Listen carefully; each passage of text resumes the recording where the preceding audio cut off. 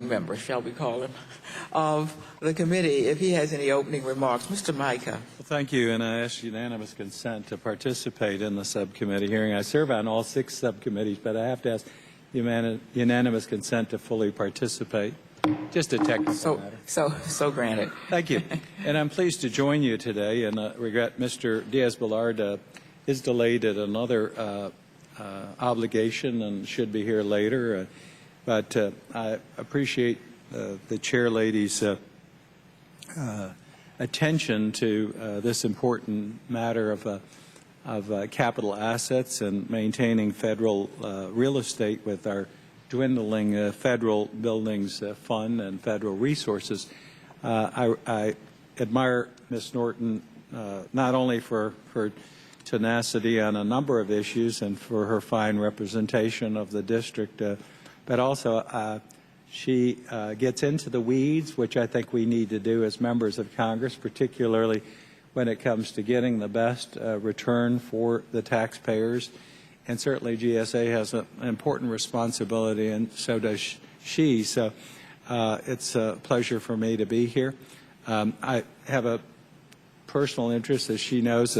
Years ago I was in real estate development, and I enjoy making certain, as I tell some folks, that the federal government has a great deal of public assets, and I always say we shouldn't be sitting on our assets, and that we should utilize them to the fullest and get return, and that's what this hearing is about. So again, thank you for convening it. Let me just make a couple of points. There's no better time, as you've heard me say before, than now to act. Now is the time we can lease, get the best deals for the federal government. This is the time when a wise real estate investor looks at acquiring properties, and certainly the federal government has one of the highest inventories. You also have to look at the assets that we have within our inventory. Many of these assets, in fact, Mr. Nash is, I think he's a later witness, is going to testify today that over half of the federal buildings are more than 50 years old. Now think about that. An old building, first of all, is going to be very costly to maintain. Anyone who's dealt with any property knows that an aging building is one of your most highest assets to maintain. So we have this huge inventory of ancient buildings that are very costly to operate. This is the time to change out those properties to make the best deal. Possibly, too, we could look at selling some of those assets, reinvesting that in properties that are less costly to own and to maintain. And we could probably get more net usable space for the taxpayers and increase our inventory and its age just by having newer units. The other thing that is so important today, when you have a 50-year-old building, it isn't very friendly to the environment or very efficient.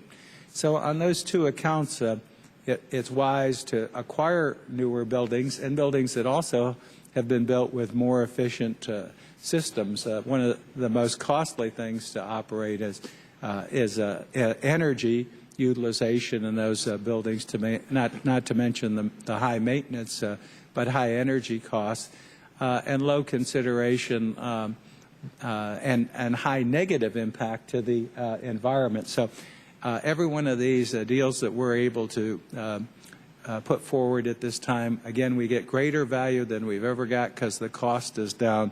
We get greater efficiency in the operation as far as energy, and I think we do a big plus in helping the environment.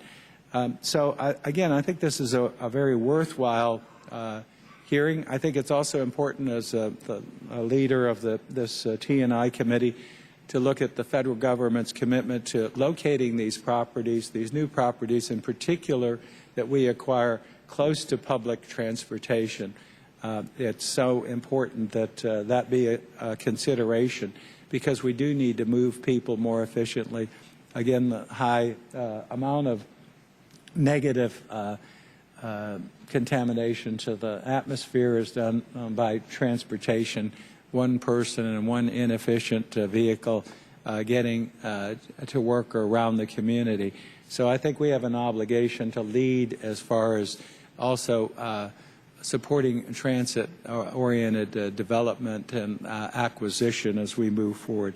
So I look forward to hearing from Mr. Peck. I think part of the problem that he deals with, and he's done a good job, first he has to deal with the laws that Congress has already passed, and some of those may need some flexibility. Some of them, just like our capital assets inventory, may need some updating.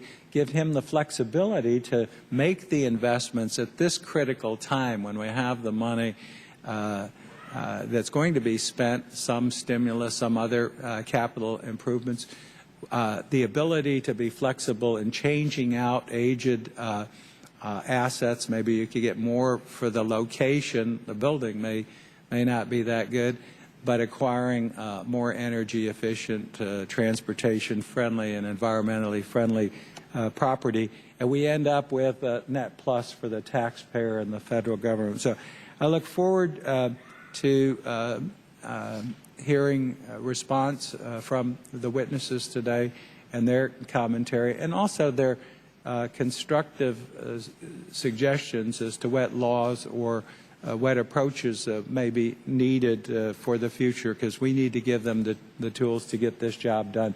Probably more than you wanted to hear, Ms. Norton, but since you got me, here I am, and those are my comments. Yield back. I thank the ranking member for really very thoughtful comments, and I appreciate very much that he thinks deeply about this subject too. This is a subject in need of leadership and in need of new ideas and new approaches.